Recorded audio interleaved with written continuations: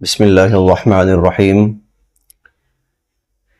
اللہ رب العزت نے نبی کریم صلی اللہ علیہ وسلم کو جو جماعت عطا فرمائی، وہ جماعت صحابہ کرام رضوان اللہ علیہم اجمعین کی جماعت کہلاتی ہے۔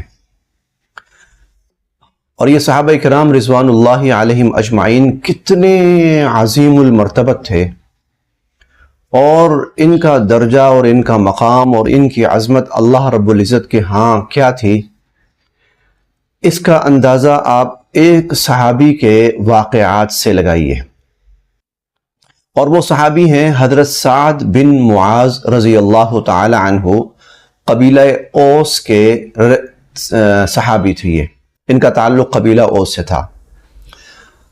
ایمان لائے حضور صلی اللہ علیہ وسلم پر، اور پھر حضور علیہ السلام کی اس درجہ اطاعت کی، اور ایسی شجاعت اور ایسی غیرت ایمانی اور اللہ کی عبادت، رسول اللہ صلی اللہ علیہ وسلم کی اطاعت، اسلام کو غالب کرنے کا جذبہ، اور اتنی عقل، سمجھ، بوجھ، فہم، فراست، دانائی اللہ رب العزت نے عطا فرمائی کہ آپ اندازہ لگائیں اس واقعے سے کہ بنو قریظہ نے، یہودی تھے، بنو قریظہ نے غداری کی نبی کریم صلی اللہ علیہ وسلم سے، اور جو معاہدہ تھا مسلمانوں کے ساتھ اس کو توڑ دیا انہوں نے، اور عین لڑائی کے وقت میں وہ مسلمانوں کو چھوڑ کر مشرکین کے ساتھ مل گئے۔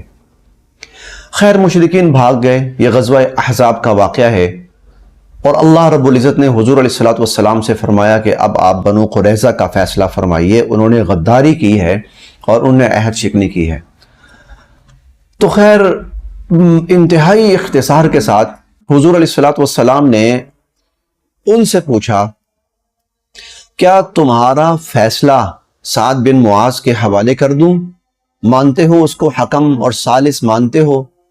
وہ بڑے خوش ہوئے کہ یہ ہمارے حلیف تھے اور ان کے ساتھ ہمارے پرانے تعلقات تھے، تو یہ جو بھی فیصلہ کریں گے ہمارے حق میں کریں گے۔ حضرت سعد بن معاذ رضی اللہ عنہ کو لایا گیا۔ حضور علیہ السلام نے فرمایا کہ سعد، آپ ان کا فیصلہ کیجئے، اس عمل پر ان کا کیا فیصلہ ان کے بارے میں ہونا چاہیے۔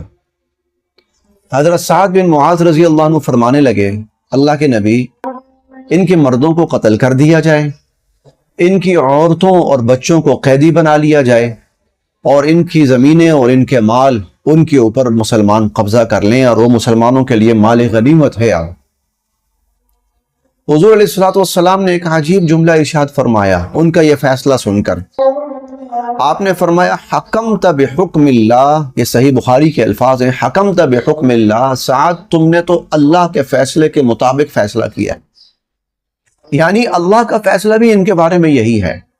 اندازہ لگائیے ایمان کے کس درجے پر ہیں، فہم و فراست اور دانائی اور دانش مندی کی کس سطح پر ہیں کہ جو اللہ کا فیصلہ ہے حضرت سعد بن معاذ رضی اللہ عنہ کی زبان پر وہی فیصلہ جاری ہو رہا ہے، اور حضور علیہ السلام ان کی تحسین فرما رہے ہیں۔ ان کا انتقال ہوا بہت تھوڑی عمر کے اندر، بہت تھوڑا وقت پایا انہوں نے، اور آپ کہہ لیجئے کہ بمشکل کوئی 4 سال 4.5 سال ان کو ملے ہیں حضور صلی اللہ علیہ وسلم کی صحبت کے اندر، اتنا کم وقت ان کو ملا ہے۔ جب ان کا انتقال ہوا تو حضور علیہ السلام نے ایک عجیب جملہ ارشاد فرمایا۔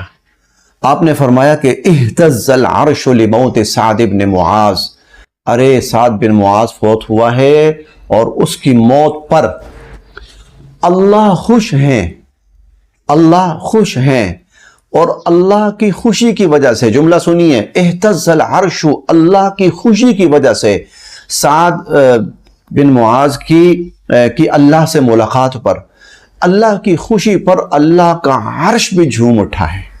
اہتز العرش لموت سعد بن معاذ، اللہ سے ملاقات کی جو خوشی ہے نا، اس پر اللہ کا عرش بھی جھوم اٹھا ہے۔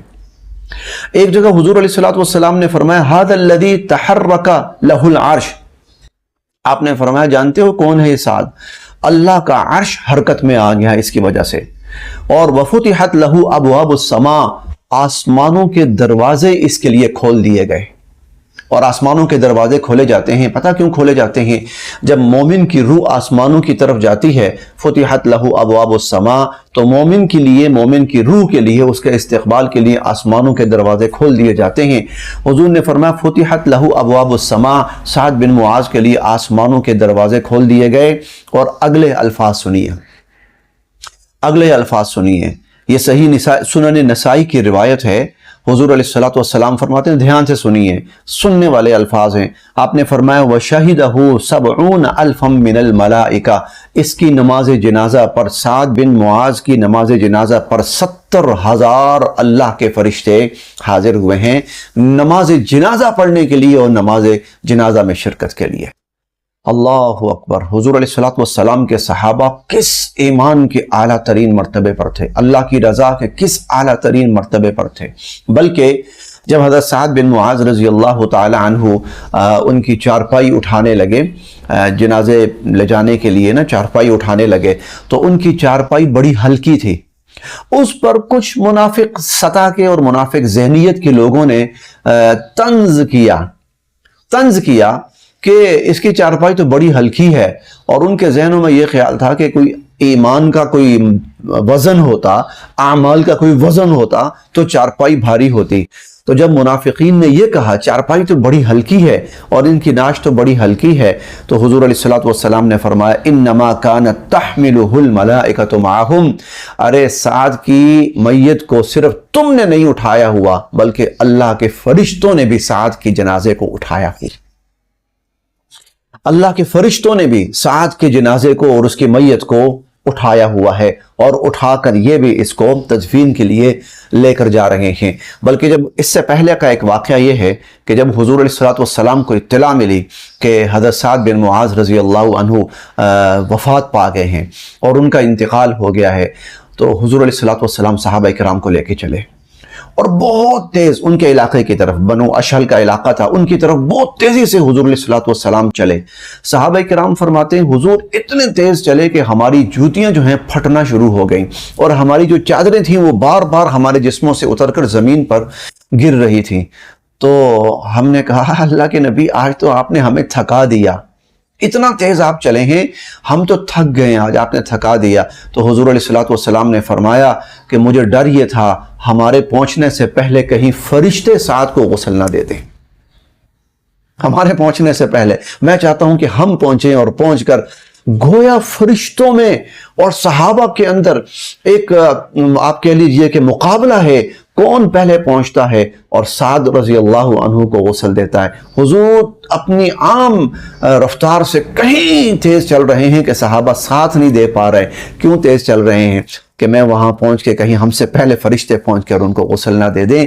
اندازہ لگائیے کہ حضور علیہ الصلوۃ والسلام کی جماعت کا ایک فرد ایسا ہے، یہ پوری جماعت کس ایمان اور کس عظمت اور فضیلت کے کس درجے پر ہوگی۔ اللہ پاک ان کے درجات بلند سے بلند تر فرمائیں، اور اللہ رب العزت ہمیں ان پاکیزہ مقدس اصحاب کے حوالے سے جو صحیح عقیدہ ہے اس پر قائم رہنے کی توفیق نصیب فرمائے۔